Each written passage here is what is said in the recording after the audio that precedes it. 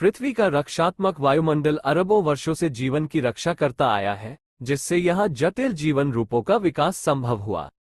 Ozone परत biosphere को घातक यूवी विकिरण से बचाने में महत्वपूर्ण भूमिका निभाती है। ये सूर्य के शक्तिशाली यूवी विकिरण का 99% रोकती है। पृथ्वी का मैग्नेटोस्फीयर भी हमें सुरक्षा प्रदान करता है, लेकिन सूर्य अपेक्षाकृत शांत है। ओजोन और मैग्नेटोस्फीयर हमें शक्तिशाली सुपरनोवा विस्फोटों से कितना प्रभावी रूप से बचाते हैं? हर 1 मिलियन वर्ष में, जो पृथ्वी के 4.5 अरब वर्ष के जीवन काल का एक छोटा हिस्सा है, एक विशाल तारा पृथ्वी से 100 पारसेक 326 प्रकाश वर्ष के भीतर विस्फोट करता है।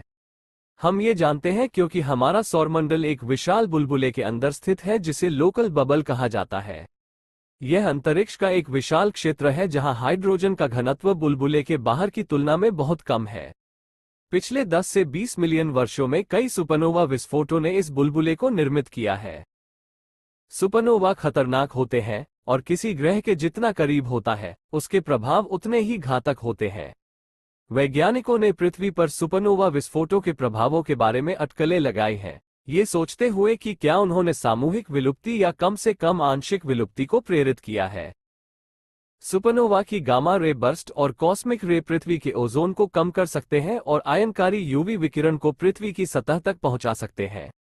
ये प्रभाव वातावरण में अधिक एरोसोल कण भी बना सकते हैं, जिससे बादल आवरण में वृद्धि हो सकती है और वैश्विक ठंडक हो सकती है।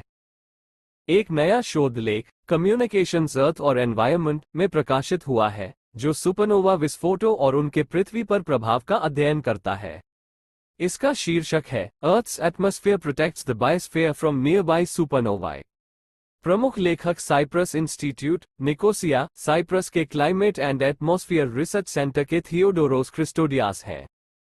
लोकल बबल पिछले कुछ मिलियन वर्षों में पास के कोर कोलैप्स सुपरनोवा स्ने का एकमात्र प्रमाण नहीं है।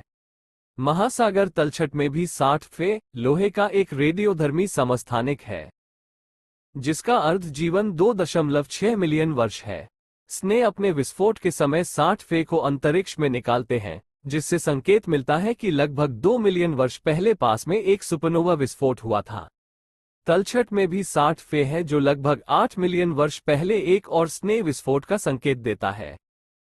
इस ग्राफिक में शोध लेख से दिखाया गया है कि पास के सुपरनोवा के संभावित वायुमंडलीय और जलवायु प्रभाव क्या हो सकते हैं। गामा किरणें ओजोन को कम कर सकती हैं, जिससे अधिक यूवी विकिरण पृथ्वी की सतह तक पहुंच सकता है।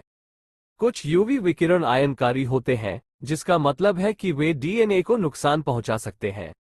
कॉस्मिक किरणें भी अधिक संक्षेपण नाभिक बना सकती हैं, जिससे अधिक बादल और संभावित वैश्विक ठंडक हो सकती है। शोधकर्ताओं ने लेट डेवोनियन विलुप्ति लगभग 370 मिलियन वर्ष पहले के साथ एक सुपरनोवा विस्फोट को जोड़ा है।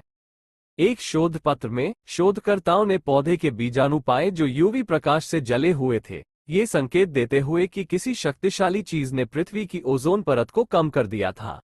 वास्तव में लेट डेवोनियन विलुप्ति से पहले लगभग 300,000 वर्षों तक पृथ्वी की जैव विविधता में कमी आई थी, जिससे संकेत मिलता है कि कई स्नेह भूमिका निभाई हो सकती है। पृथ्वी की ओजोन परत निरंतर परिवर्तनशील है। जब यूवी ऊर्जा इसे प्राप्त होती है, तो यह ओजोन अणुओं O3 को तोड़ देती है। इससे यूवी ऊर्जा समाप्त हो जाती है और ऑक्सीजन परमाणु फिर से O3 में जुड़ जाते हैं। ये चक्र दोहराता रहता है। यह वायुमंडलीय रसायन विज्ञान का एक सरल संस्करण है, लेकिन ये चक्र को स्पष्ट करने के लिए पर्याप्त है। एक पास के सुपरनोवा चक्र को प्रभावित कर सकता है, ओजोन स्तंभ घनत्व को कम कर सकता है और अधिक हानिकारक यूवी को पृथ्वी की सतह तक पहुंचने दे सकता है। लेकिन नए पेपर में क्रिस्टोडियास और उनके सहलेखक सुझाव देते हैं कि पृथ्वी की ओजोन परत पहले से सोची गई तुलना में बहुत अधिक लचीली है और 100 पारसेक के भीतर के स्नेह के खिलाफ पर्याप्त सुरक्षा प्रदान करती है। जबकि पहले के शोधकर्ताओं ने पृथ्वी के वायुमंडल और पास के स्नेह के प्रति इसकी प्रतिक्रिया को मॉडल किया है, लेखक कहते हैं कि उन्होंने उस कार्य में सुधार किया है।